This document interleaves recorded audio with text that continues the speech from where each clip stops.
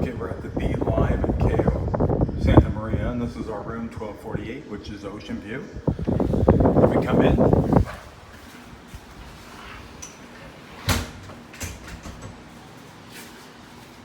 we have the closet, storing space, the safe. Not a lot of storage space, but enough to do what we have to do. Small sink. Oh, I see we have some wonderful towel art. And into the bathroom. Toilet, shower, and somewhere where we can hang our clothes, which is important when things get wet. Coming into the room,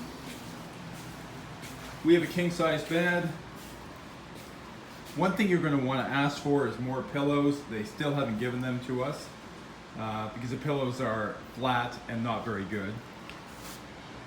Towel art, which is nice, and we have a small couch. We have a bar down there. Well, fridge, television. But really, with this room, it is our view. We're on the third floor. And as you can see, we have an exceptional view. That's pretty private. There are little blockades between each one. But this view in the morning is spectacular. And you get to see the old pool resort. This is room 1248 at Be Live. Used to be the Golden Tulip. I'm sure you'll enjoy it.